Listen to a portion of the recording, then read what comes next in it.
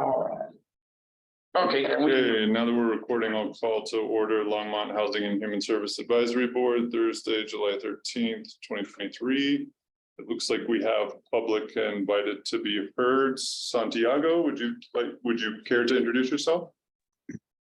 Hi, good afternoon. My name is Santiago Shelley. I am the asset manager with Thistle Community Housing, a nonprofit that develops affordable housing. I was just curious to, kind of tune in and listen in. I thought this was like a public meeting. I'm not sure if it is, but I just wanted to, be up to date with what's going on in Longmont, what all collaborations are out there, and just try to learn. Yeah. Thank you, Santiago. It definitely is a public meeting and you are welcome to be here. Thank you. Yeah, pleasure to meet you. Thank you. First order of business is to approve minutes from the June 8th regular meeting.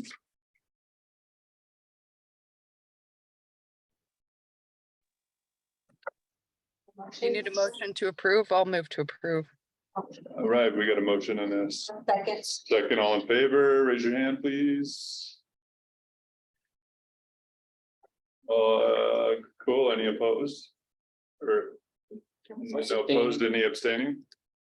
They weren't at the meeting, so Kim abstains. Okay. Okay. All right, minutes pass. Item 4, introduction of new members. Alejandro, we'll start with you. Want to just say, hey, tell us a little bit about yourself? Officially, on the record. On the record, Twilight.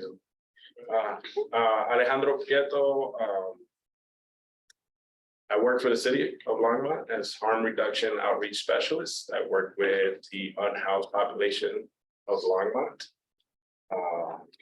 Just looking forward to being part of this board and have some input and learn some things along the way. Martha Wilson. I'm a therapist in the area and I help represent parents who have open child welfare cases to get their kids back.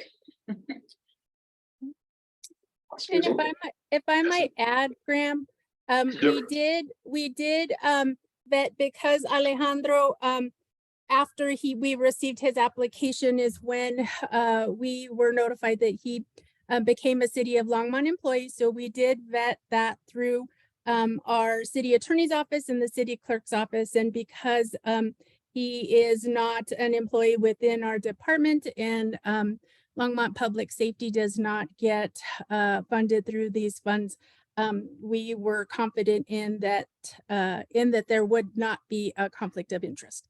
So I just want to put that out there. Well, welcome to both of you. Thanks for joining.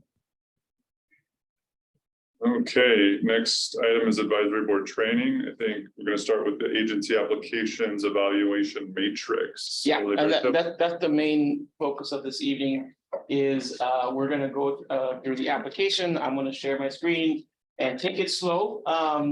So that in particular, we have people that are going through it for the first time and so that they can see it, and because you will see it again because by sometime in August, Brenda and I will give you logins to the Founded system once we create the evaluation on Founded, and you will do your job. You will evaluate the applications.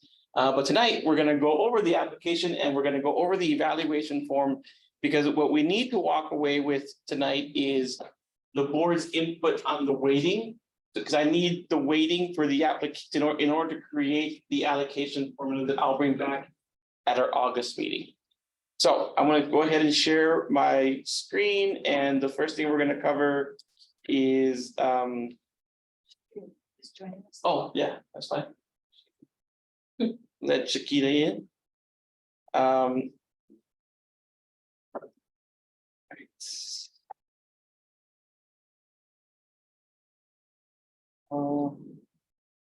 Right. There's a share screen button. Okay.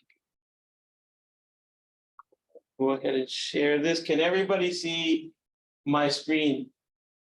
I always struggle with the pictures because they're always in the way. Yeah, you can take them on down. Yeah, there you go. But then we can't see some of the other. So if you all have a question online, we have minimized the picture screen. Just go ahead and shout it out. Because we can't see if you raise your hand or anything. Okay, so please feel free to stop me at any point. All right. So let me go back up. So this is the regional grant management system that we use for all our applications. In fact, we are using it for our Longmont Metro District. You heard about the Bronco money? Yeah, for children. Yeah, Yeah. we created an application on this system and that's what we're using. Cool. Yeah, so we're gonna go over the application. And I will just go through each section and show you the questions. And then we will look at the evaluation forms, which those are here, you have a copy of.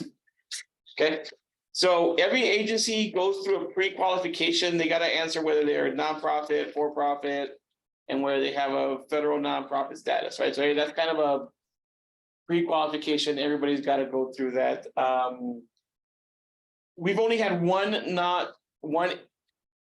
in the 5 years that I've been here, and in my conversations with our previous director, we only had one time where a for-profit business applied. It's always been nonprofit, so we're pretty certain that it'll continue to be that way. Then once they go through that, once they selected what they are, they get to this is the collaborative part, right? They get to decide who they're applying for with this application. The beauty of this application is that they can apply for Boulder County, City of Boulder, and now even the City of Lafayette has joined us. This is the first year that Lafayette has joined us in this venture, or for us. They can choose either one or all that they can apply for. That is the beauty of this application. It allows our local nonprofits not to have to do up to 4 applications. They can do just one. Now, the only caveat is if they want funding for more than one program, then they have to do another application. This application only covers one program at a time. So for example, if you have a food agency that does both, and we do, food delivery and early childhood food, then they would have to do 2 applications, right? Just because this covers only one application at a time. Then they get to list how much they're requesting. I don't know why I'm just gonna put a number here. For some reason, they made that required. Here they can say how much they're requesting from each of the governmental partners. Something for us to consider in the future. Not sure, I mean, every governmental entity has its, even though with a shared application, we have our own policies, right? So the City of Boulder says that they will not fund anything under $10,000. We have funded stuff at $2,000. So not for this year, because we're in it. But if this is something the board you consider, saying we're not going to fund, we're not even going to consider an application under 10, right? That's what City of Boulder has decided, that they have a committee, they don't have a board like we do, but that committee decided nothing under 10. Did they say when? No. They just did it. So. Makes you wonder if there's other avenues for anything under 10. I mean, there's always the community foundations. Those are typically, they typically don't provide very, very large grants. So I just wanted to share that with you all. So once they decide how much money they're gonna ask for, then they go to the agency section. So I'm gonna kind of preview the evaluation at this point. When we look at the evaluation, what you're gonna see is that this section is primarily evaluated by Christina and myself. Not that you guys can't consider, not that the board can't consider this section, but the points assigned around this section come from Christina and myself, or if we get other staff involved, it comes from the staff. Just want to point that out as we get into this part. And so this part is really about the agency information. not the program. And that's a really important thing to notice is that we, as a city of Longmont, typically do not fund what's called general operating cost or overhead. We fund programs, we fund program costs. Now that can get a little tricky, right? Because we can fund program staff salaries, right? But we really should not be funding a development position unless that development position is tied to the program. And so it can get a little tricky there, but we try and be as upfront with our agency as possible, saying we fund program. Boulder County does fund general operating, but we do not. So we asked them about their mission, their purpose, their strategic goals. We wanted to know how they're not duplicating and who are they trying to serve, who's their key populations. This year we changed it. We were able to add tables. So in the past, they had to download a spreadsheet and then upload it. This year they can input their board position, their occupation, the employer. They can do that themselves. They don't have to download. They can do it straight into the application, which is great for you guys, because you guys can see, the board can see without having to download a document, right? And then we have, again, for our DEI work, we want to know their demographics. Because one of the questions that Christina and I answer is around what is, and I think we'll see it here in a second. It's around how effective is their DEI work being. So we want to know who their board and staff is. Does it represent the folks that they are working with? Things like that. So this is just more board table stuff, including what. Part of what I might add here is, as we look at this, and then as we look at some of the nonprofit engagement work that we've talked about and that we're going to do this year, of course, we're not going to change any of this for this year, but as we're kind of going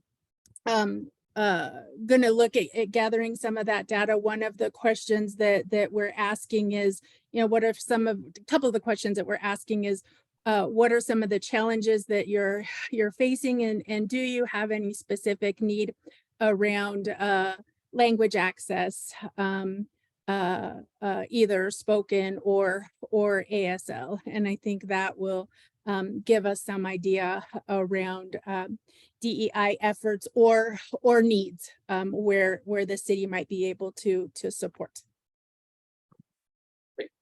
Is that DEI like both diversity, equity, and inclusion?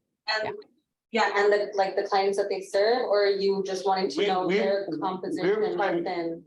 When I say we, staff is primarily looking board and staff. You as the board are looking at their clientele. Okay. Yeah, because the board is looking at program level. We are looking at agency level. Okay. Not that we can't consider the clientele, and not that you can't consider as you're scoring. Of course, you can consider board and staff, but primarily, Christina and I are looking at the agency level. Okay. Board is looking at the program level. So you're looking at the client demographics and stuff. That's what I wanted to know. Thank you. Yeah. And so we asked them too around what inclusive board and staff practices do they have. We want to know about trainings they're taking or initiatives. And we have had some really good answers around, creating board task force around DEI work, or hiring consultants to come talk to them about DEI work. So that's what we score at the agency level. And then we look at, then we do ask about because many agencies have multiple programs. I mean, there are some agencies that this chart and their program is the same because they're a smaller agency, they only have one program.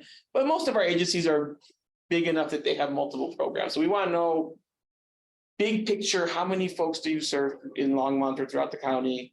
And then when we get to the program, we want to know, okay, so you're asking for this specific program, how many does that specific program serve? So we want to know both. We want to know both big picture and also program specific. And we want to know what they understand about their demographics. How do they track? How do they know? How do they work with those demographics?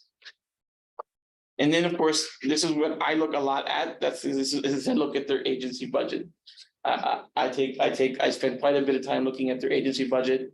We ask for an audit as well, because one of the things that Christina and I review is their sustainability, right? So if I see, if I see an audit that has shown, because the audits usually give you 3 years of information. If I see 2 of the 3 years they're negative, I may score them lower, right? Doesn't mean they won't get funded, because if you all love their program, you can outweigh me, right? Because you put your scores. But there's been agencies where I scored them lower because of their audit, and then we still fund it because we take the average of your scores and my scores to get the Overall. yeah, and that's fine.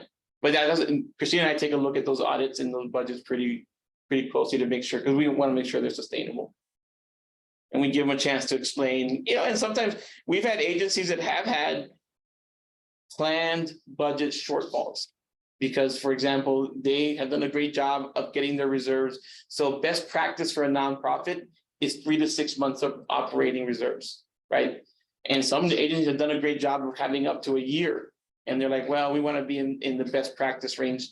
So we're actually purposely gonna project a budget shortfall so we can take our reserves down to that best practice number. And that's fine, they can do that. And then the next question is, tell me about your reserves. I want to know, do you have, in case, what if we don't fund you or another major fund doesn't fund you, do you have the fiscal solvency to continue providing the program? And then I'm not going to talk too much about supporting documents. You can see the audit, their 501c3, and their year-end financials. All right, so that is the majority of what me and Christina look at. Not that we don't look at what's coming up, but what's coming up is really all you. And it is the bulk of the application as well.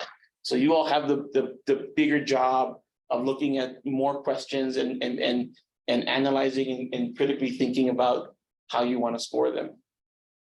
Okay, so let's start with the program information. And I'm going to have to go way back up because it threw me all the way down. All right, here we go. So of course, program name, whatever the name may be. For those that are new, we're not going to go over this tonight, but I'd be happy. I showed it to you in our orientation. I'd be happy to talk to more about it. The rest of the board has seen this. So as a collaborative, we have decided on 6 goals areas or long-term outcome areas. As Longmont, we have our own priority areas, and there is a document that's in your manual. And by the way, I was talking to Erica, do you all have the link to the manual? I think Brenda sent it out to everybody. That's great. Not that I'm asking you to do it all the time, but once in a while check in, because we're going to update. We're going to keep that updated. So periodically save that link somewhere so you can take a look. Because we will try and be good about updating. It's a honking bunch of information, but we will try and be good about updating. Do we know what's getting updated? It'll advise that it's been updated, and I can probably include on the link, I'll include information that shows, like, maybe highlighted or something. Okay, what's that? It's been updated. Yeah, we'll tell you. Yeah, so you don't. The rate of the thing. No, we'll tell you what we. So I think what we have to update, for example, is the goal sheet. It still says 2022. I mean, not that it changed, but we need to make that 2024. And we're not going to go over it right now. Because we went over it, I think, last month. But all those goals that are in the Longmont goal sheets you'll see how they come back and are connected to these outcome areas in that table. All right, and so they got to choose one of these 6. And so Christina and we are the ones that make the decision together on where, because so I'm going to give you an example of a tricky one. Safe Shelter, wonderful program, right? they could go into one of two priority areas. They could go into safety and justice because they provide support for victims of domestic violence. But we have always put them in housing stability because we usually fund them primarily for their sheltering service, their DV sheltering. Right, so they could go in safety and justice, but we've always put them in because they tend to ask for that sheltering service for the program.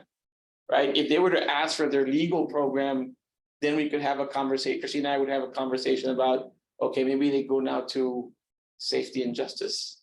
But that's an example of where Christine and I make a decision about where we're going to put them. Now, why that makes a difference is because we have currently, and we're going to talk about this in August. In August, we're going to do a couple of important things. We're going to reevaluate and maybe not change, or maybe change the priority, how we're going to assign the percentages to the priority areas, because what that determines is how we do, unless we come up with a different way to determine the individual agency ceilings. And then we're going to also choose our allocation formula. So if they're in housing, and we say that housing is going to be allocated 25% of the funding, whereas safety and justice get 7% of the funding because of what you all choose, then the individual agency level is much lower for safety and justice than it is for housing. So does that make sense? So yeah, that's why that's important. So depending on where they fall, depends on how much their ceiling is for funding, right? Okay. That, because like I said, 7% is a lot less than 25. So, if for example, if 25% was 100,000 and 7% was 50 or 20 some thousand, then the most they could get was 1250 or 50, right? So that makes a big difference. I'm just throwing those numbers out there. We're not going to know until later. All right, so they're going to choose one of these. And then here's where you start looking at your questions, and we're going to go over them in a bit. First thing we ask is, okay, what are you doing? Tell me about the program. What are you trying to address? What is going to change because of what you're doing? Right. So if you're Rise Against Suicide, your program is providing counseling for teenagers that have, or not even teenagers, because I know they work with 12-year-old and 11-year-olds, individual counseling because they have demonstrated or shared suicidal ideation. That's what they do, right? And so they're going to talk about, we're going to reduce, or we're going to try and, we're going to reduce the number of kids going through, or attempting suicide, right? So they talk about that. And then we ask them, well, how the program description, okay, so tell me, how do you do that? Well, Rise Against Suicide, we partner and contract with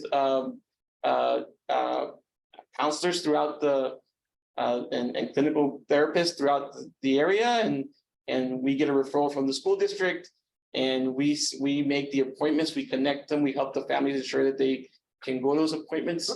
So they tell you how they're going to do it, right? And then you're going to say, who are you doing it with? Well, 11 to 18 kids in school. That's their target population. Some like Rise Against Suicide, they don't necessarily target any specific race or gender, because they're more like any kid that has suicidal ideation, we want to help, right? Even though their demographics may show that they support maybe more Latinos or whatever, but they don't have a target race. Whereas some may, right? Some may say, we are trying to help the BIPOC community because we know that they are underrepresented, right? So you're going to see all sorts of different things. And then we ask them, and this is a needs assessment, tell us how you know that this service is needed. Rise Against Suicide can say, hey, we had, in the last 10 years, we've had X amount of suicides, right? And we want to continue to reduce that number. And they'll tell you that. I'm using them just because I know their program. Program rationale, they have really good program. I could write I could write their application for them, actually. They have really great program rationale because they use a nationally accredited best practice.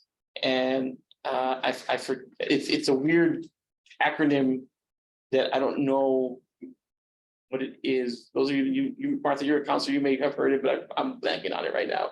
But it's nationally accredited best practice assessment, suicidal ideation assessment that they give a pre when they first come in and then a post. And they lower the score demonstrates that that ideation or that the probability of them following through is reduced. And I'm blanking on but they'll write it in for you. They'll tell you, this is what we use. Or the other great one is in early education, there's this thing called gold something. Christina? Maybe you remember it's Gold. TS Gold, nationally accredited best practice to monitor and demonstrate progress, right? And so the agencies that are using it will talk about, hey, our program it works because we use this nationally accredited best practice model to see it. So then we want to know, okay, so great, works great. How are you reaching people? How are you getting them to come to your program if it's so wonderful? You know, what are you doing?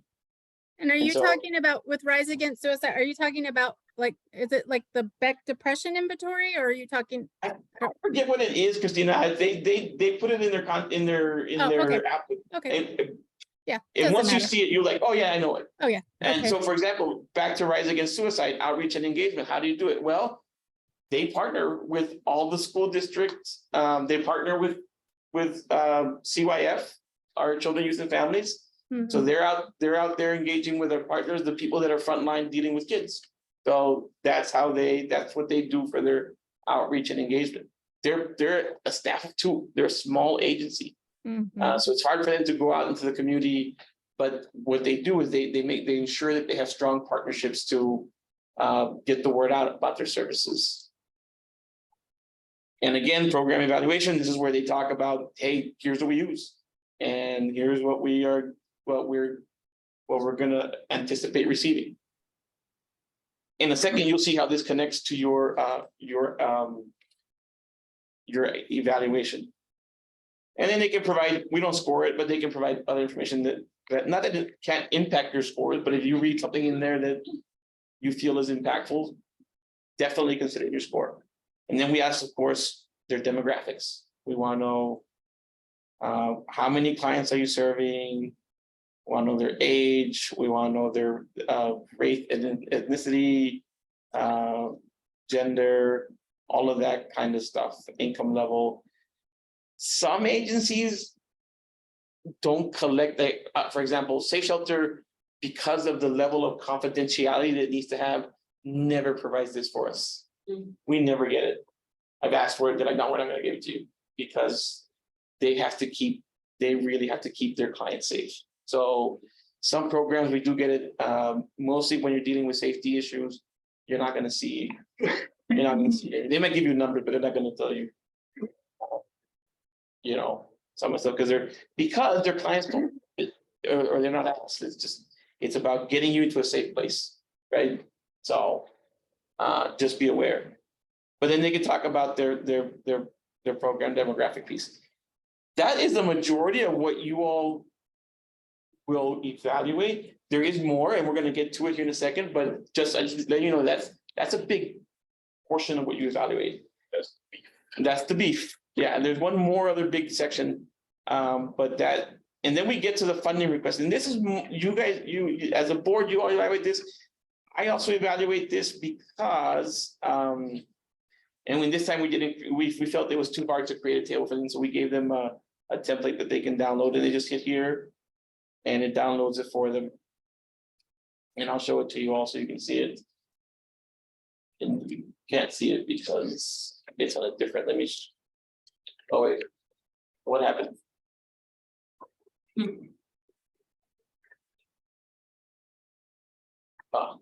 Well, I'll send it. You all can see it. It's just basically It's a spreadsheet. Let me see if I can share. There. Share. There it is. And so we asked them for their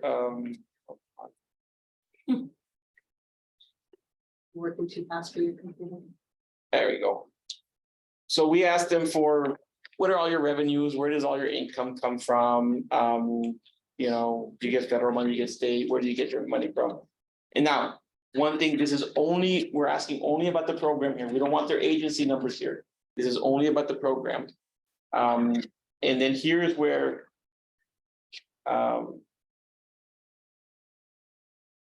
And is that for numbers only, yes. but then the rest of the information is agency? So there is an agency budget on top, and then there's a program budget. This is only the program budget. And I'll tell you why where Christina and I take a look at this. So you can see what they're paid for, direct, I mean. This general operating, you shouldn't see any on there. You might, because they've done it for so many, but really we shouldn't be covering that. And COB has, City Boulder has money. And so they can do a few other things. They actually will fund evaluation and data administration. They got some money, so they can do that.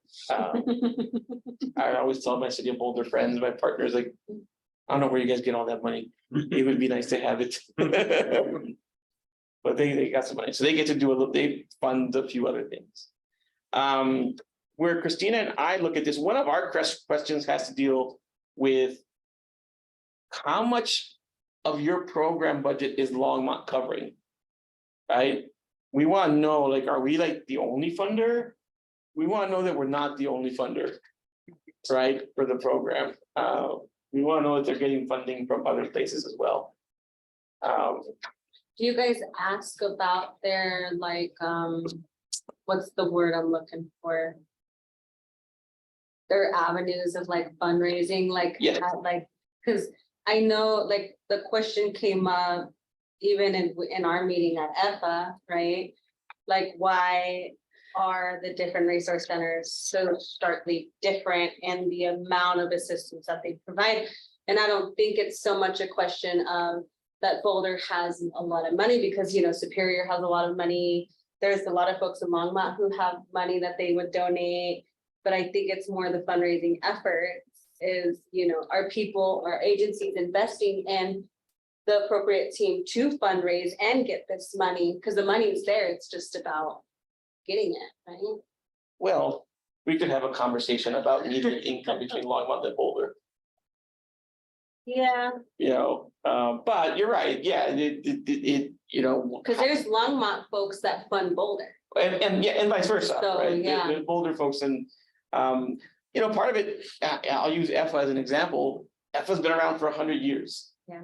So they have built an amazing donor base, right? The Art Center's been around 30, 40 years tops. And so and Longmont for many years was much smaller than Boulder. I mean, just numbers wise, we were smaller.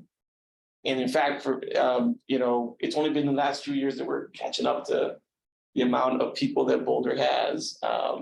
So you're right, and there's all sorts of circumstances for it. But we do ask what their fundraising and their contributions are. We want to know, hey, and we'll talk to them if we see, you know, I've had meetings at site visits but say, hey, you know, in the nonprofit world, there's kind of this what's called a three-legged stool for funding.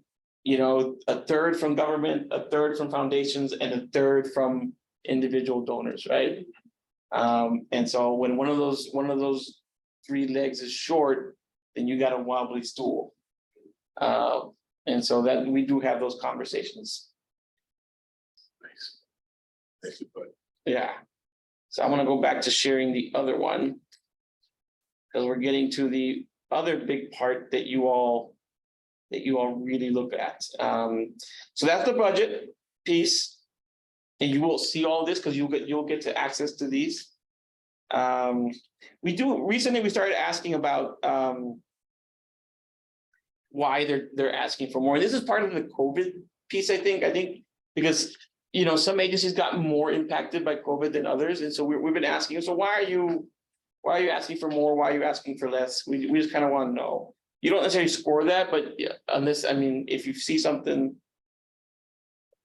All right, you know what's missing here? I just realized Logic model. the logic model. Maybe. Why are we missing the logic model? Because that's the other big piece. And I just noticed maybe we're not done. I think she was going to be out, wondered maybe. Hold on, let me hit City of Longmont and let's see if that brings up a logic model. Well, it's good to notice it now because there's still time to, Because we're releasing it on the 18th. yeah. All right, so I will show you, it hasn't changed too much from last year's. It is a little different, but I just realized we don't have the logic model built in yet. So let me see if I look at it as an applicant. No, still not showing logic model. That is weird. Is it under program information? It's always been its own separate. We got a week and a half to fix it, so I'm not too concerned. But I am concerned. I will follow up with our partners tomorrow. Promise you that. All right, so let me show you last year's. Just because it's important that you all see it. And again, it's not, it is a little different.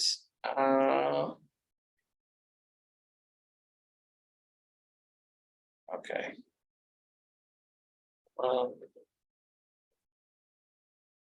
Come on. Sorry, it's been slow. So what is the logic model? So let's talk about logic models. And I may, actually, I love logic models. I may go up there and draw it for you because I really, Get really, excited. oh, I get excited on logic models. Those are like my favorite things. Oh, He's When I really good started- at them too. Yeah, when I started 8 years ago, now 13 years ago at the county, I hated logic models. But because we were a federally funded program, we had to turn in logic models, and I went to so many classes about them. And I fell in love with them. it grew on you. It did. All right, so That's funny. we still got to do this, but I'm going to skip straight to the logic model. Okay, yeah, all right.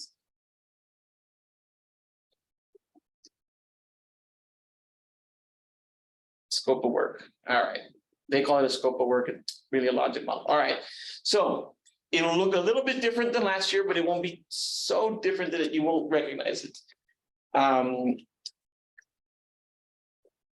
A logic model is basically a plan for action of what you're going to do, what your work is, how many folks do you plan to serve, and then what do you expect to happen? I mean, that's the most simplest way to describe a logic model. All right. So in the logic model, the first thing we ask them is, okay, so your program, how many activities is your program going to do? So I'll give you an example of an agency that I always tell them, do you really want to do that many activities? Cultivate, great agency. They provide, and this is they list their activities, and I'm gonna try if I can remember them off the top of my head. They do, so Cultivate is, let me just talk about the agency. Cultivate is a volunteer agency. They recruit volunteers to help our elders in the community. And what they provide is snow removal, like volunteer snow removal of sidewalks. They have a shopping assistance where the client pays for the groceries, but the volunteer will go pick it up for them. They have what's called yard busters, which will help with minor yard work, maintenance. Probably won't, they're not landscape architects or whatever, but they'll help with that. They have veteran and elder medical rights. So if they'll take people to the doctor. So they'll list all of these activities, right? And then in the program and if you list 5, a whole bunch of these will pop up. And they'll talk about the first program. You know, let's say the first program is a snow buster program where they'll talk about, we send out teams of volunteers after it snows for our elders to go and shovel their sidewalks and their drives, so they don't have to. And so then the program outputs is okay. So the program outputs is how many elders are you helping? How many volunteers do you have? How many hours do they put in? You can go into all sorts of detail with program outputs. And then we asked for, you know, when are you going to do this? Do you have any partners in you doing it? And then we say program outcomes. Program outcomes for a program like that of Snowbusters, what they do is they do surveys. It's primarily surveys. And they'll ask questions like, hey, are you satisfied with our program? And a really important question they ask, does our program help you stay in your home? Because one of their goals is to, how do we help our elders age in place so that they are comfortable, so that they feel, you know, that they're at home. So they'll ask, hey, if we do your snow removal, if we help you with your yard work, will that help you stay in your home? And so then they report to us saying, hey, 95% of the people that we helped said that our program helped them feel more safe or be able to stay in their house longer. Right, so that's a program outcome. And then again, we ask them, so how do you know that? Well, we use these surveys, and then their indicators are really what they're trying to get to, like how the percentages that they want to hit or what they measure. So that in a nutshell, about 6 years ago or 4 years ago, we actually brought an evaluation specialist. Maybe we can think about doing that again, maybe next year, about bringing an evaluation specialist to do a whole training on logic models. This is kind of a 5-minute crash course that I gave you all. And that's it. Nice. That's the application. A lot of stuff, I know. So most of it or all of it is gonna be online where we access it. We don't have to download. You don't have to download.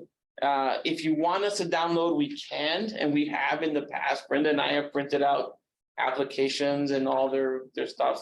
But yes, all of this is on the cloud that you can all view at your time.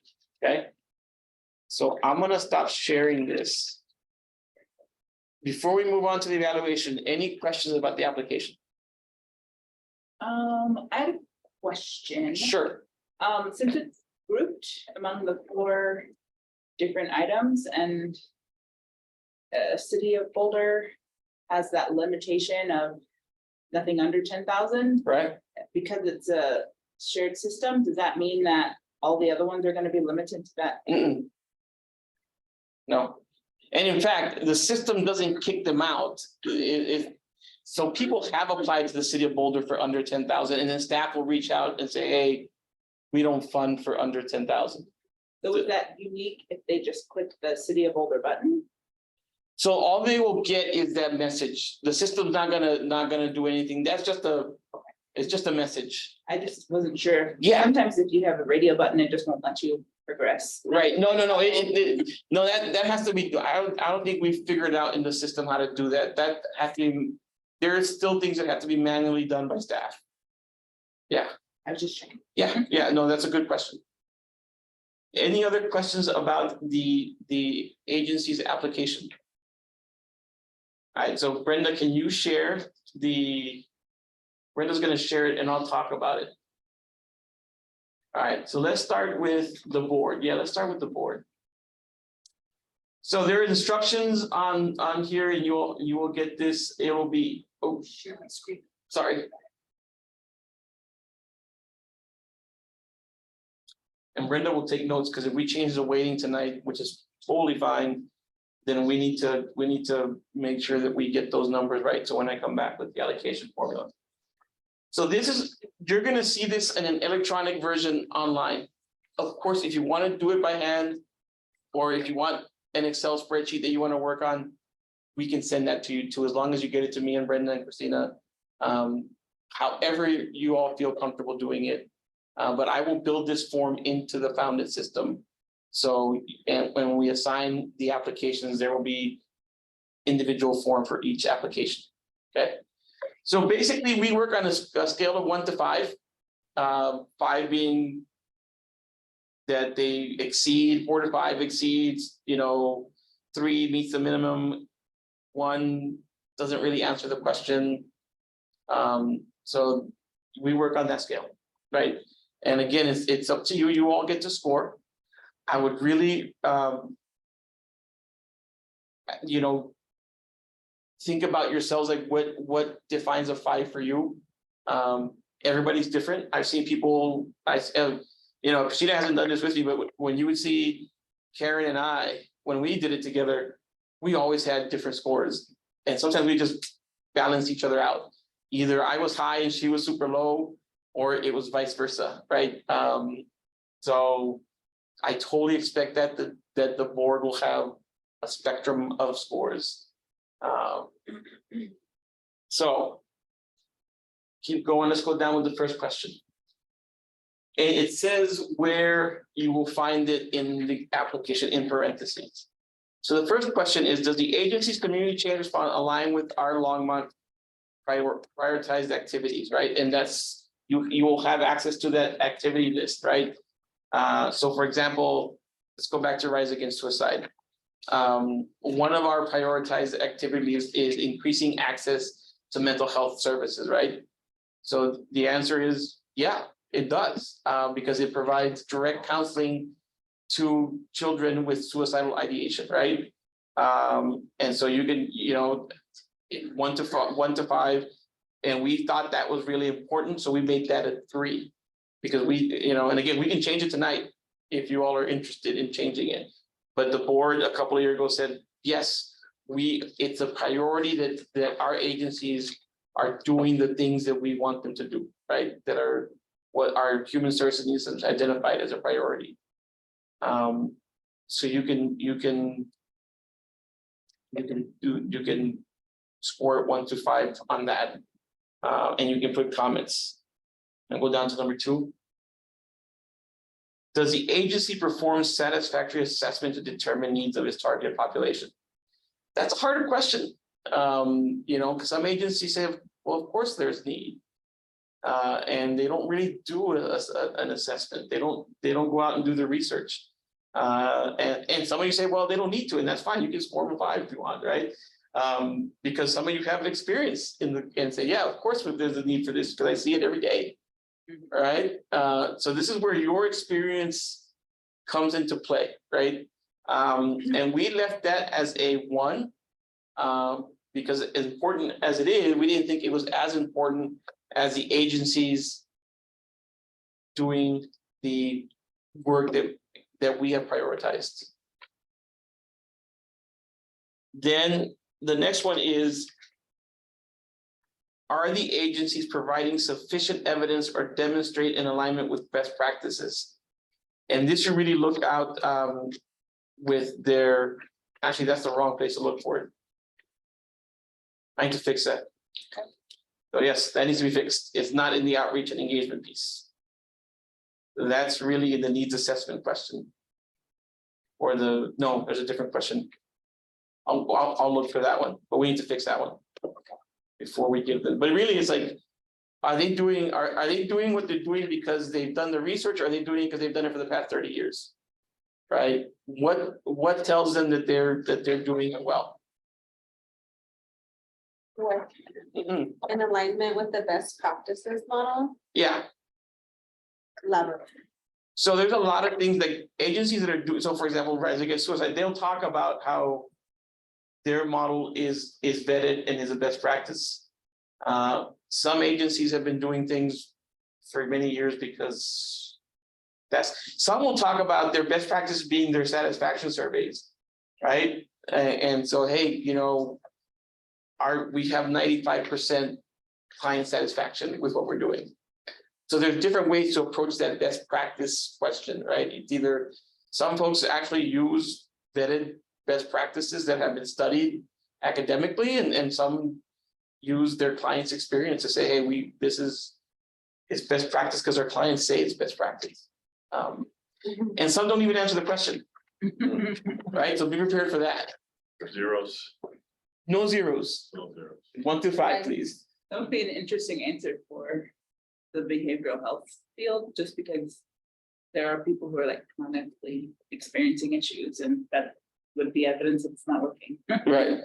So if they don't answer, then it's a 1? Yes, please, no zeros. That always throws me off. Breaks the machine. Yeah, breaks, because we've had board members that just did zeros, and I'm like, Gotta go back and do it again. it's gotta be a 1 through a 5, no zero. If they don't answer it, just put a 1. Okay. All right, and again, that's a 1. If we could change it to a 2. This one is right. This one is the check. Does the agency clearly state how it reaches and serves target population? You know, are they partnering? Are they doing social media work? Are they doing door to door like cafecitos or other type of events? You know, what are they doing? And you get to decide, is it are they doing a good job? Of reaching their people, right? The people that they're trying to help. And this one caught me last year, and I had to do a mea culpa to the board, because we had set it a 2, but I left it a 1 in the system. And so we had to keep it a 1 in this past funding round, but I will make sure it's a 2 unless the board wants to change it. Something else, but yeah, I messed up on this one last year, so my apologies to the board. So what do you mean it's a 2?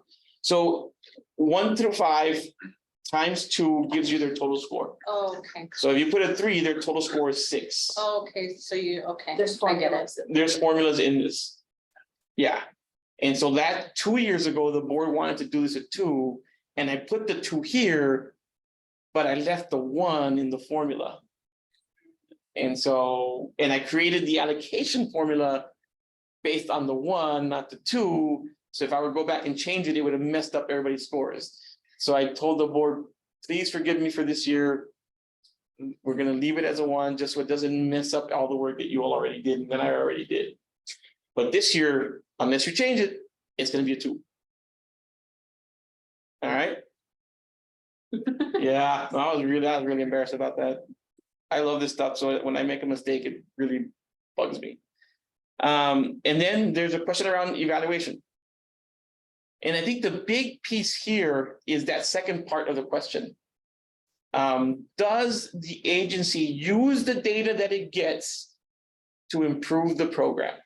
They're supposed to answer that question. How do you, so if you are, and this is that client, and Ethel's really good about this, that residents engagement and resident involvement type of work, where if you do surveys with your clients and they tell you, you know, love your program, but would love to see this in it. We want to know if you're taking that information and changing your program. Or are you so stuck to doing things the way you've always done it that you're wasting your clients' time by surveying them. So I think for me, that's the most important part of because everybody does surveys, but do you just have the surveys and or do you actually use them? So look for that in that question, and that's in the evaluation part of the application. Then, and we didn't even talk about this. I'll go back. This board asked a question about historical inequities. And that's beautiful. Yes. And I will tell you that I have so far have not seen a decent answer in the 2 years that we've done it. Really? Yes. That's People don't understand it. very sad. Yeah, people don't understand it, but they struggle with it. But let me make sure it's in there, because if not, I need to talk to my partners. So I'm gonna go back. Give me 1 second. I just want to make sure, because I didn't see it when I was going through it. Maybe it's the structure of the question. It could be, it could totally be that. I'm just telling you now that we have not had very good answers to it. I want to be very upfront with you. Come on, I just want to make sure it's there. You have that right? Yeah, I'm looking for it. It should be in the program section. The question regarding this? Yes, Okay. check under program description maybe. And if it's not there, then we need to talk to our partners. It's not in there. It's no longer in there, okay. So I will reach out to them saying it needs to be in there because we're still, can I see it? Yes. In 70% of the people are not. People are not. Oh, wait, no, it is in there. We just changed it a little bit. And so I'll change it on my evaluation. So it says, okay, please identify what, if any, historical or current inequity, we had the word current, inequities are being addressed, including to, but not limited to racism, and how the program addresses root causes of these inequities. So we expanded the question. I'll make sure I fix, it needs to match, that needs to match this. Or blind.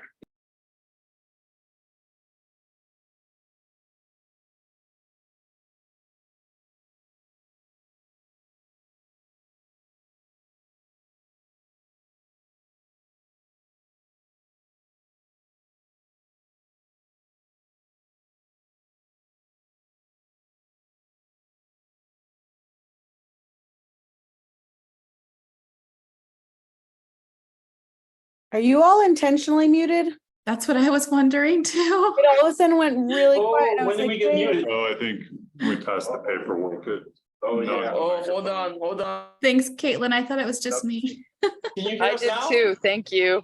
Yes, we can hear you. Oh, sorry, I think it's when we passed. So yes, so the question has been changed a bit, but it is on the, and we're gonna update our evaluation to match the question in the application. So I don't know if you all got that.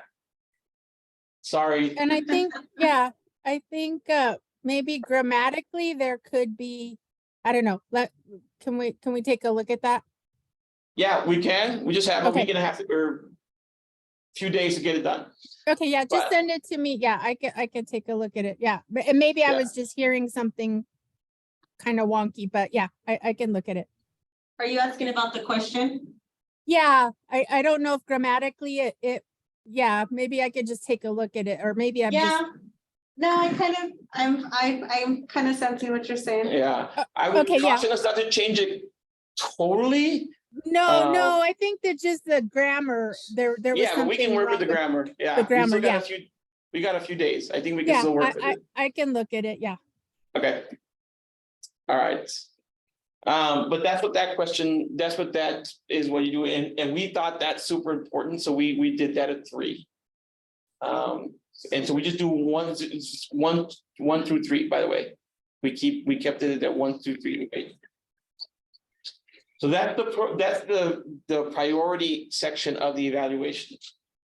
Then we jump to, we really look at, really simply, are they actually gauging, are they being effective? And all of this is in the logic model or the scope of work, right? Do they establish meaningful outcomes? I'll tell you who struggles with that, and I've had conversations with them. Some of our safety and justice agencies, because because a lot of their programs won't be finished in the year that we fund them. So their outcomes take longer, and so they tend to do more like just satisfaction survey, which are fine, right? But yeah, and the other ones are medical folks, not our mental health, but our physical health. Because if you're dealing with a chronic person, what is a meaningful outcome, right? It's really just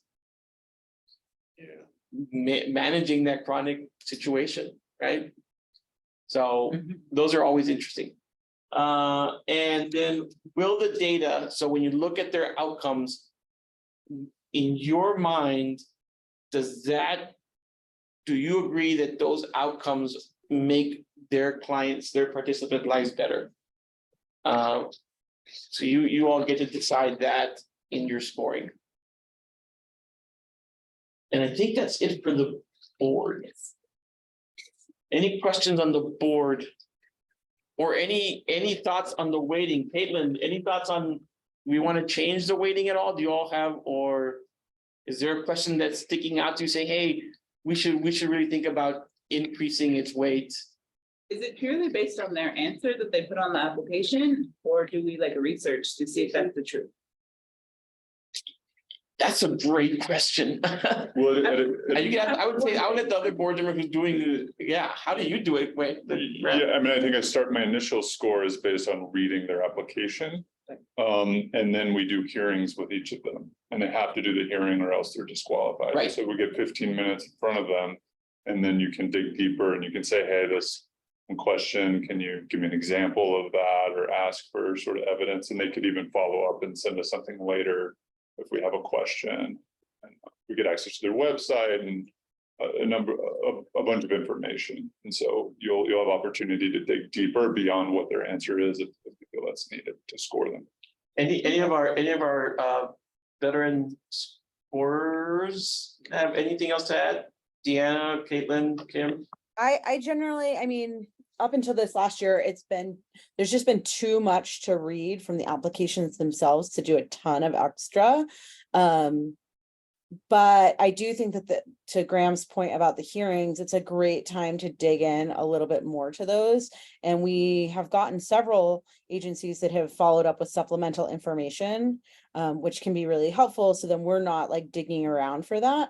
I think the other thing is it's helpful when we have board members who, when we come to those hearings, asking questions, because sometimes there's not enough space, or like the question isn't worded in a way where they get to tell us something that's like really impactful about their work. Like they're applying in that application. And sometimes we have context of, you know, like I'm super familiar with Boulder Voices for Children, for example, because I've been a CASA with them before.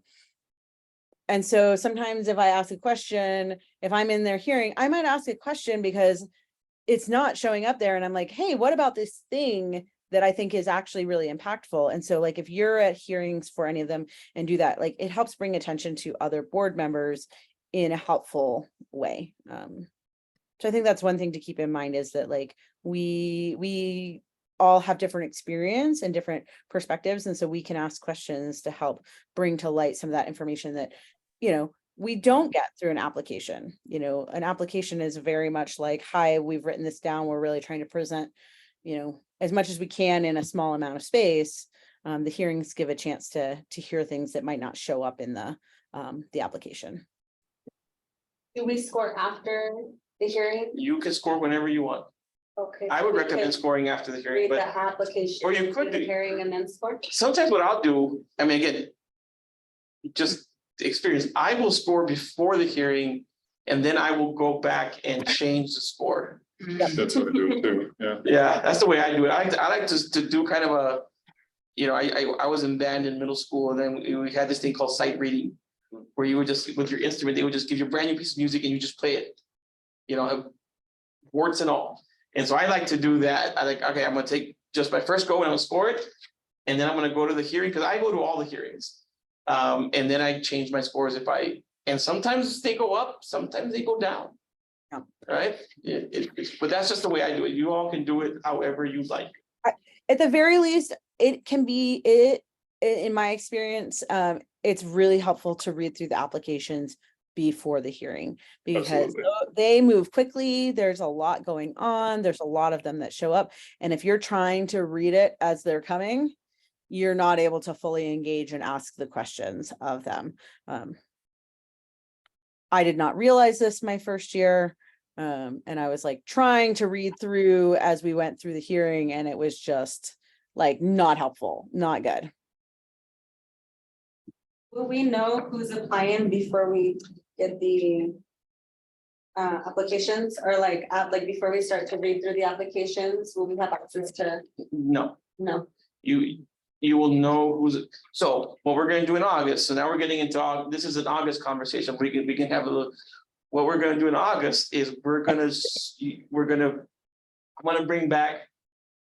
Once we go through this and you all tell me about the weight stuff, I'll bring back some options for you to choose as far as allocation formulas.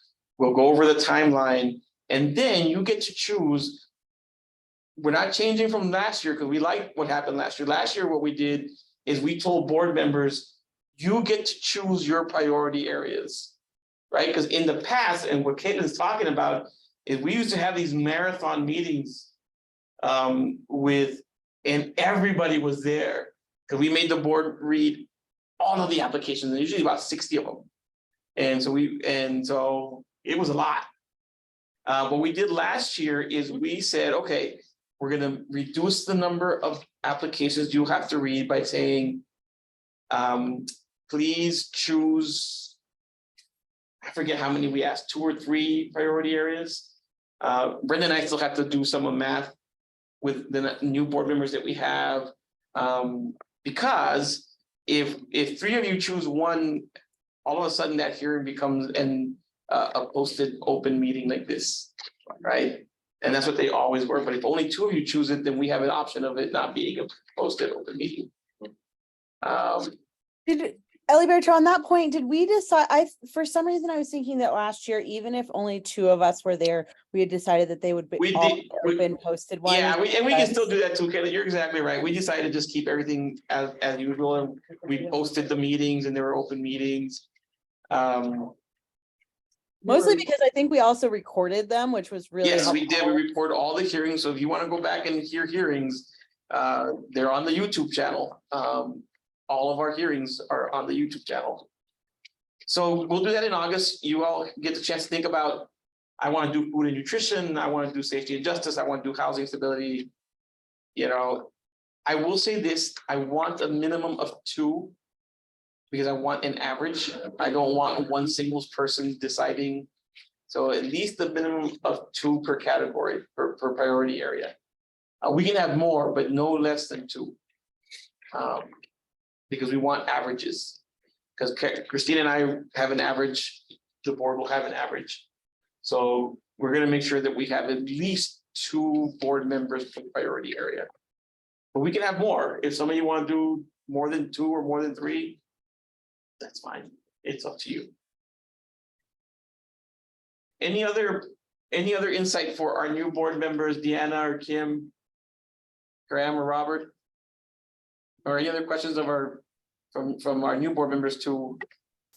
Is there a cap of applications? Like, There's no cap for applications. so it's as many As many people that apply, yeah. or category? We could have 1,000 applications. Be a lot of reading. Then you would be paying for my vacation after that. We typically get about 60. So pay time off. Yeah, we typically get about 60 of them. Can I think, this yes, is go ahead, Deanna. Can I- Kim. Or Deanna, Sorry, I sorry. was- No problem. I was just gonna add in something I was thinking about with regard to adhering to the application and reviewing.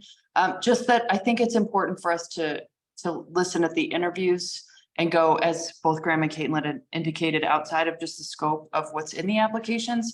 Because I think there are really some agencies that are doing incredible work that maybe don't have professional grant writers, or as maybe people on staff that are as used to drafting applications. And I don't want to penalize them because they don't know how to answer some of the questions necessarily, and maybe in favor of somebody who hires a professional grant writer. So I do think it's important to consider the interviews, and I will go through and change my scores based on the interviews, and to write down questions before the interviews, really helpful about things that you see missing in the applications or areas that you think they haven't addressed, and to give them the chance to do that.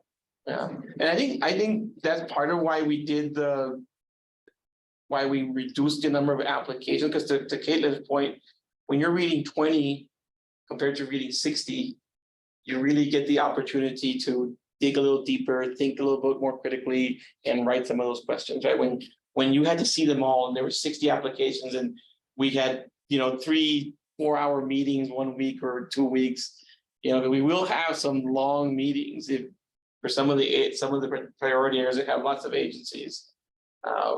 I think Robert and I were one time up to like 9:30 in the meeting, asking questions. So yeah, we will have some long meetings. And we'll go over the timeline and give you all options in August, September. The applications are due, I think, September 18th. I forget exactly when they're due. So we got to make all the decisions before you all see applications.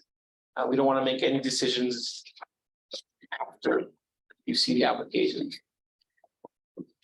That matrix is here. Yes, So the real decision that staff needs from the board is with regards to the weighted multiplier. correct. That the board, scores these 8 questions for each applicant. And then the multiplier, the weighted multiplier is the way that the board says these questions are more important than those questions.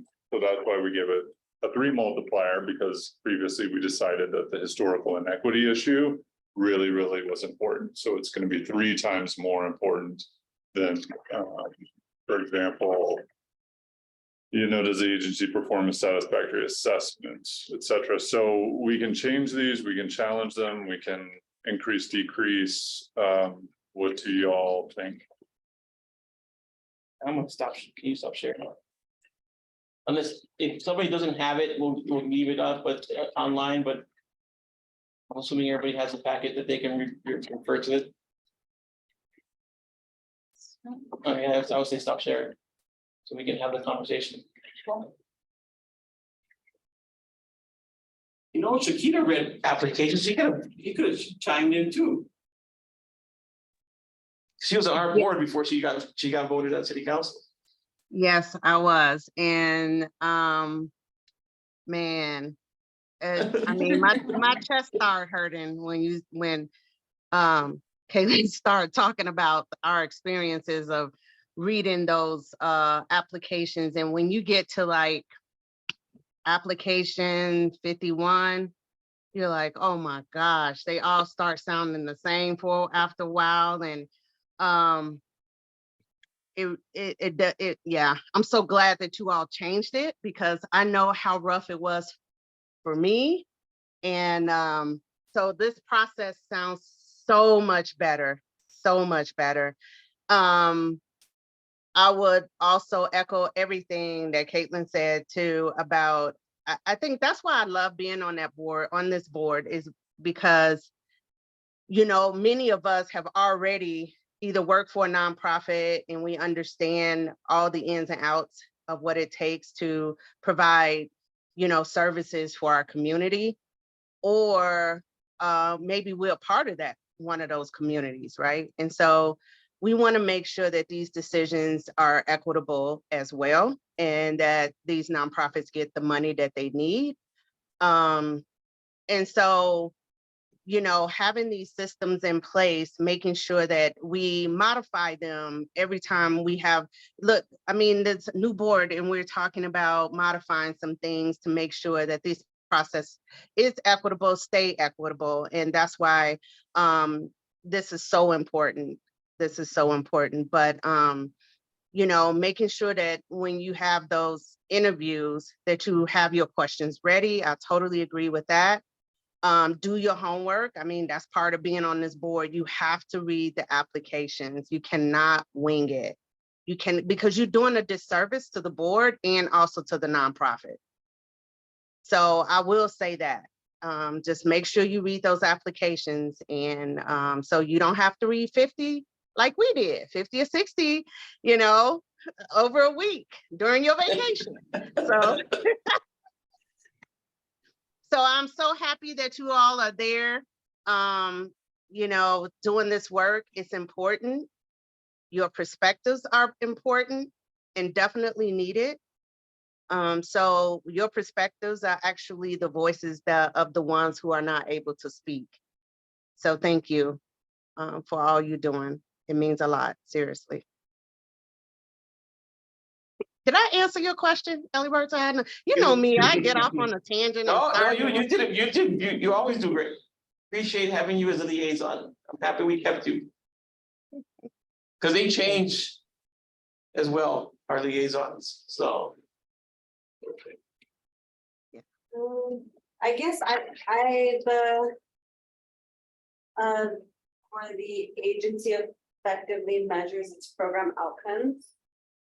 I don't know that I would do a 3 on that one. Yeah, I might move one of those points to Okay. another one. I'm just trying to figure out which one I would move it to.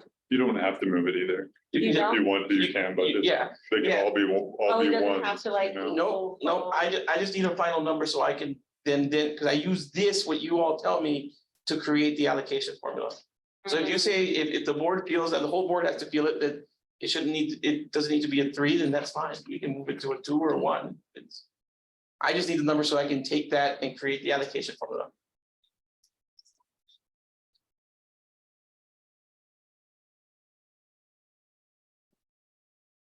I almost wish there was a definition for meaningful. Yeah, they could think that it's meaningful and need their own meaningful outcome, which could be something super simple and then, Yeah, and then measured across, like, that's a if really they good all point. had the same, like logic models, Right, and you could rate them side by side, right? And say like, okay, are they meeting? well, yeah, But since it's so they're all different. different Yeah. and some are further along than others, and I don't know, it's really hard.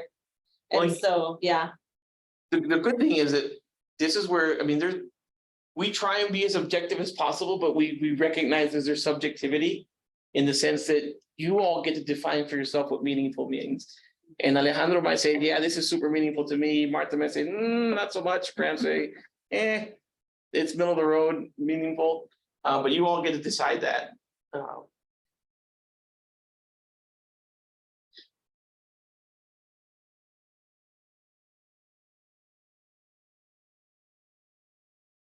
you guys need the responses tonight. Yeah.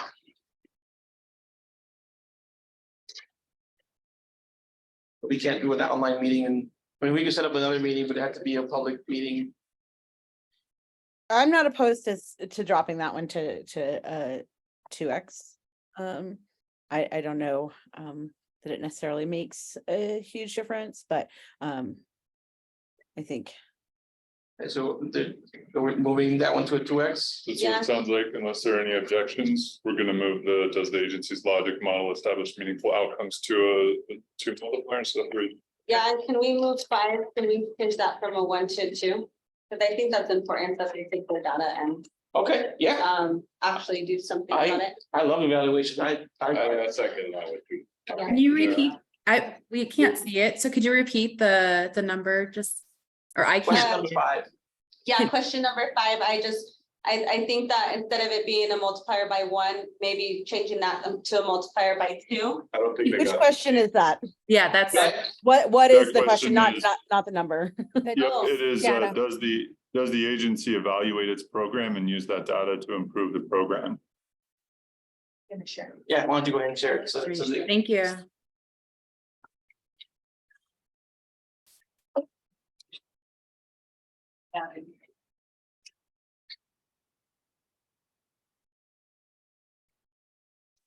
And sorry, the suggestion is to change it. Oh, great. Thanks so much.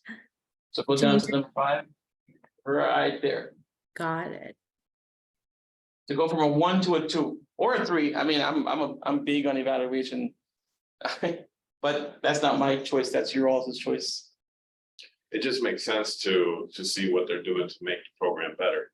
Yeah, And if they're actually taking that taking people. data that they're collecting from the surveys to make it a better program. And then I would change, I don't know. I would even, sorry, I'm like changing everything. I think, number 2, Yeah. I think that should be at least a 2, and then, Yeah. I mean, I would even drop So I think, sorry, number 1 to a 1 instead of a 2. I think one thing to note is like, we are evaluating all of these questions and the default is generally like a ×1. The ones that we put as like a ×2 or a ×3 is because we thought that those should be weighted more. So rather than, okay, so let's say how many questions do we have total in this section, Eliberto? 8. 8. Yeah, so 8, if they were all weighted 1, the max score that any one agency could get would be 40. And the Correct. idea with the multipliers is, okay, actually, instead of like addressing historical equity being weighted the same as whether they do a satisfactory assessment, we're saying that's actually significantly more important. So like, we're actually going to raise the total score to 50, and 15 of those points are around whether they're addressing historical inequity, historical or current. And so like, I don't think that like, I think bumping up a bunch of them just means like we should take them all back down to 1 and pick the ones that are like there, rather than doing a lot of switching around. Is like, what are the handful of ones that are the most important that we want to weight more? Right, because if we do bump a whole bunch of 2, then it's just like starting at 1. You know what I Yeah, mean? exactly. Correct. That's a And good then point. giving it That's a good that point. weight. If you bump them all up, Yeah. you know, It negates the whole reason to wait a certain one. But I do agree with number 2. I mean, since read out, does the agency perform a satisfactory assessment to determine the needs of its target population? I think that's very important, to actually know the need, instead of just providing a service or a program without having the true need within the population. Or whatever But the leaders think the need is, that, you know, I think the need is Yeah. this, or I think this population needs this, versus Right. hearing from the population what they actually need. The actual need. I just, as soon as we read it out the first time, I was like, wow, there's only 1. But Yeah, I I would vote found to it- raise that as well. so, okay, so can we stop there and see where we are? You know, taking what Caitlin just said. So what, right now, which are the ones that we're thinking of changing? Number 2, Number 2, okay, Number 5, 5. and number 1 under logic. under the second 2, okay, so those are 3 that we're gonna change, right? But we did decide on a multiplier for section 2, under 1.2. We're gonna drop that from 3 to a 2. Okay, Wait, which one? on The section 2, the first question, so you go down to section 2, logic model. we're gonna take it from a 3 down to a 2.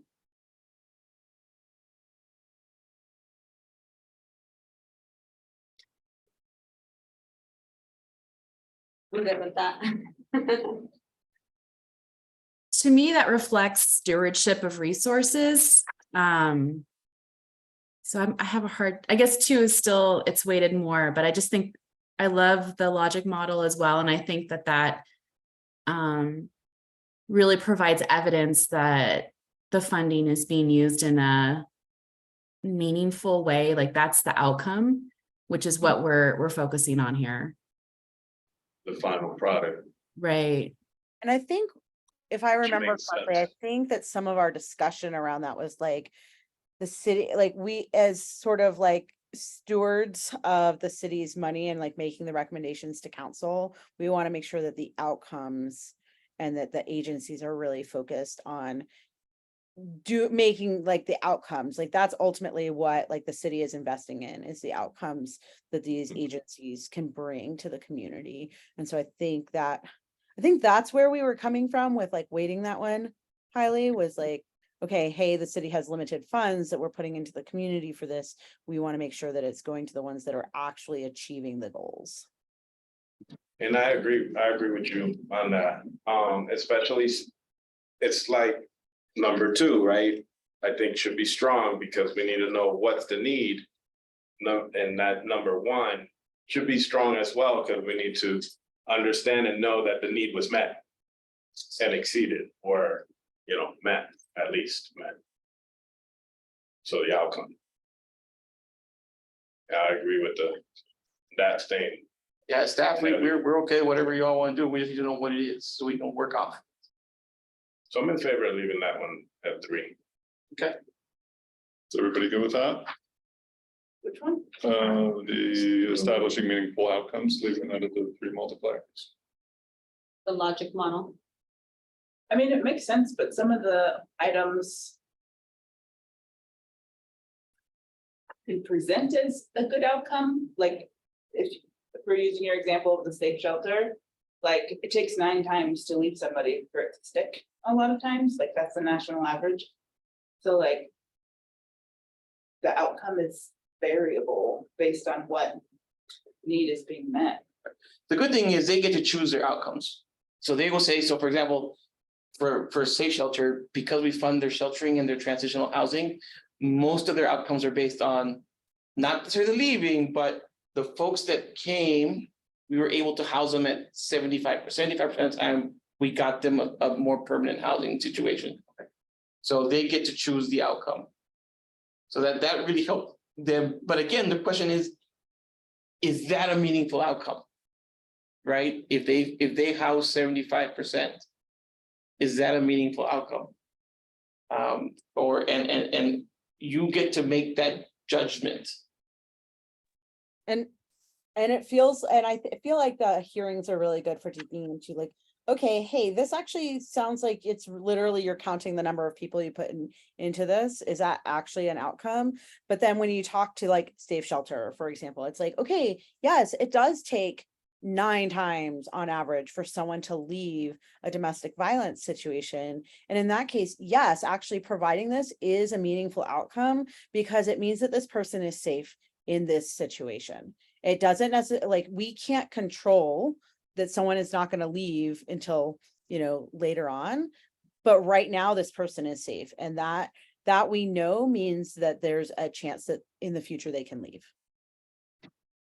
And so like I feel like a lot of our questions are around organizations' logic models to say like, is this really an outcome? Why'd you choose this? Why is this meaningful for your clients? Like, I feel like that tends to be a lot of what we dig into in the hearings to get to this question of like, okay, is it meaningful and why? Why do your clients care that you're doing this? Yeah, we don't want to fund mere activity. We want to make sure there are valuable results from that activity. It's being strategic.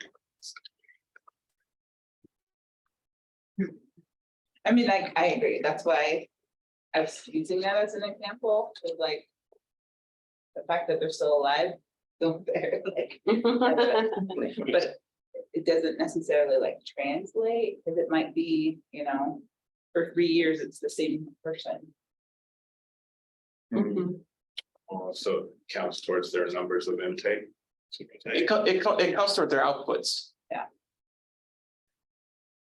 So we could just do both, because I would leave it as a 2. And I think where I'm getting stuck on is, does the agency's logic model, their logic model that they're gonna present of the questions and like, it's basically their plan, right? Yeah, Does I'll their change that to plan, say scope of work, because that's what they had. It should be scope of work. Yeah, because I think that's what's throwing me on, like, does their scope of work, like, here's what I'm presenting to you.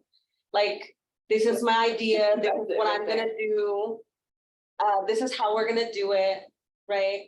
Establish meaningful outcomes. Well, I don't know. Does it? Well, yeah, but not based off of what they presented in their logic model, more so based off of what they're presenting from their surveys and what, you know what I mean? So that's where I get the But meat of if their program. If they're using surveys for their outcomes, you'll see that. So then wouldn't that just be a duplicate No, question? of which one? Well, like, do you get what I'm saying? No. Okay, So let me slow down. yeah, let's get through it. So does their logic model, what they present to us as their program or whatever they're wanting funding for, does it establish meaningful, so are meaningful outcomes of the population that they're serving, right? So meaningful, right? Okay, well, I don't know, what's the program? The suicide prevention, right? Are they establishing meaningful outcomes as in, are more kids getting the help that they need, right? Are there less reports of suicides or attempted suicides? Are the And kids, so I can't say that their logic model, based off of this question, I can't gauge that their logic model is doing this without the data over here and the questions over there, which I'm gauging it over here. So then why am I re-gauging it here? because to Graham's point, and to what Haley was saying, we want to specifically call out their outcomes, even though they talk about what they do in the program description, you talk about who they serve. At the end of the day, we're gonna create a contract based on those outcomes that they're gonna list. That is what is in their contract. Okay. And so, you know, the whole application aside, when you all do your work and you make your recommendations, then I get to take the outcomes that they have listed in their scope of work in that application and build a contract around it. So if they say, for example, Rise Against Suicide, that of the students that they serve, 95% of them will reduce their suicidal ideation. Then a year from now, they're gonna report to me, okay, if you served 150 students, how many of them in your pre and post test reduced their suicidal ideation? And if it's 75%, then I just wanna know, why wasn't it 95? Okay, and so now I get it, that you're using an example, but then what about the one agencies you were saying, well, they don't, it's harder for them to gauge this, and so then does that ding them? It can. For not having, It could, definitely, it could, yes. you know, Yeah, so So perhaps those kind of agencies should have some kind of maybe like a mid-goal secondary. before well, they can put as getting many that outcomes as they want. Like if I was applying and I was one of those agencies that I couldn't complete because of the scope of work that I have, I would set a midterm goal, Mhm. right? And place that in the application, like, yeah, I can't give you the end goal, but I can give you this after a year. This is what we believe is gonna happen. Mm. And Okay. ultimately, yeah, and ultimately to that point, like agencies are responsible for making the case that they should be funded by the city. Exactly. So they need to make, they need to make the case that their outcome is meaningful for their clients and for the city.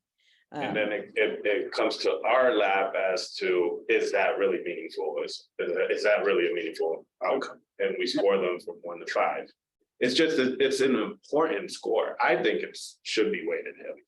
Mhm. It's just, that's how I see that question.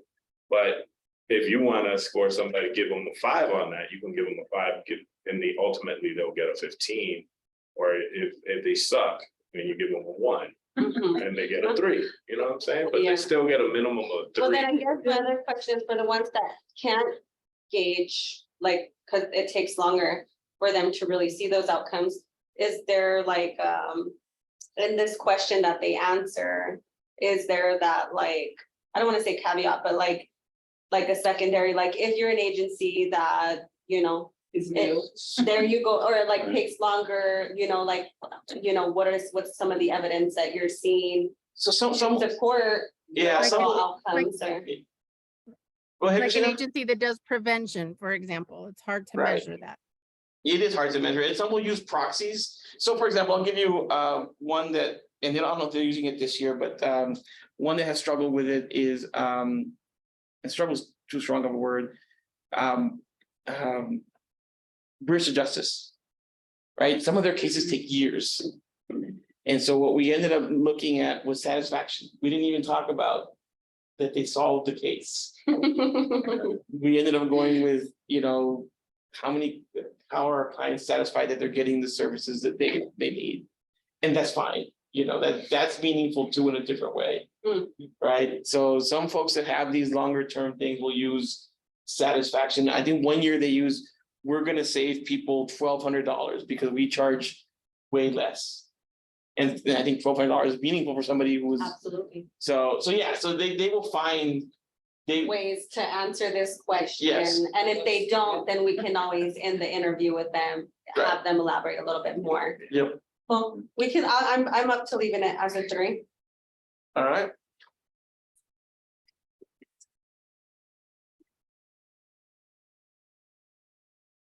Okay, Do we wanna bump up number 2? I think we made, I think, yeah, I think, that's what I heard. Yep. Yeah. Question 2 to 2. okay, But the numbers I have, Wait, yeah, question remind 2 in section 2 or question 2 in section 1? section 1. 1, satisfactory assessment to determine the needs of the target population.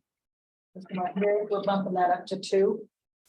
That was. You want the- to repeat what you have so we can make a motion to? So question number 1 will stay as a 3.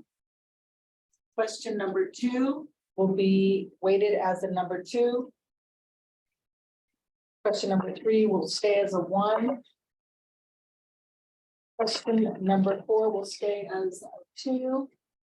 Question number 5 will be weighted as a 2. Question number 6 will stay as a 3. Question number 1 on section 2 will be a 3, stay. And question number 2 will stay as a 1. A motion for that to. Okay, we have a motion. We have a motion. Robert? Second, Do you want to stop sharing so we can get your vote? To actually. Roll votes. Oh, you're gonna do, okay, you can do a roll. You don't mind just so that I Yeah, get that's fine. everybody. go for it. Okay, Graham, do you? I'm in favor. make that motion? Yes. Kimberly, In favor. Deanna?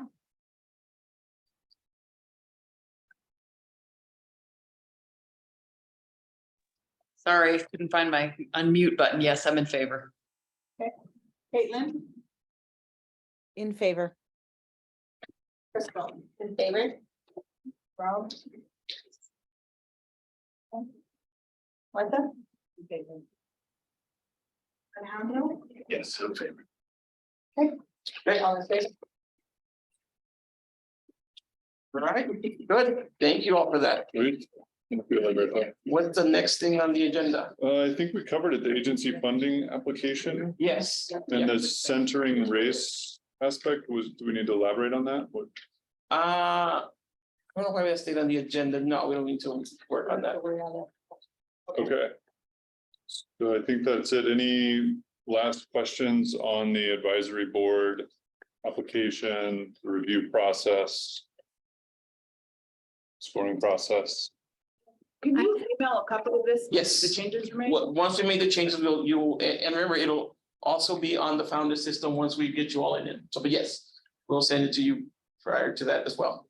Do they also need to approve the funding application at any point or any changes that you're?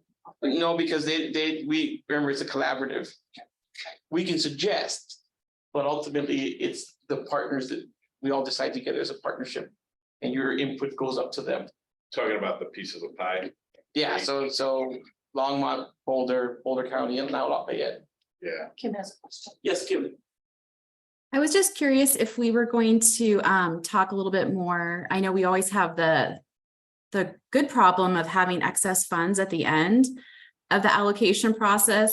And then I feel like we're kind of scrambling to figure that out. Is there any way that can be? I think we're gonna talk about that. Christina has ideas. I think we're gonna talk about that in August. Awesome. Okay, thanks.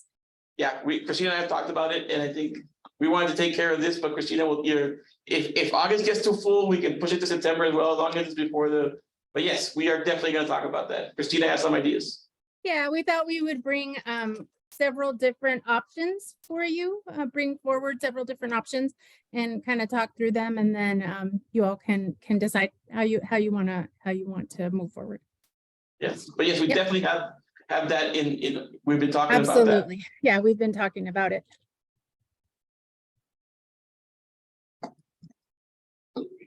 That sounds intriguing. It always is. Yeah. We've had this problem now, 3 years in a row, Caitlin? Good problem. It is a good problem, but it is. we have to figure it out. Okay, any other questions, comments? All right, next item is announcements and other business. Are there any? No, not really. Except that we're releasing July 18th, so that grammar stuff we gotta take care of. Okay. No site visit update. No, I just did one, so I'll do it in August, so I can write it down. But I actually, it was a very interesting one that I really want to talk about, but I will wait until August. It was an interesting one. I've had some interesting ones lately. Okay, I'll entertain a motion to adjourn. Second. I move we adjourn. Oh, yeah. That's All in favor? All right, thank you all. We got done with 17 minutes to spare. Have a good night, everyone. Good I'm not night. sure if August, we're gonna get done this early. Thank you. Good night. Good night. Thank you. Thank you. Oliver, I'm curious, do you know anything about the progress on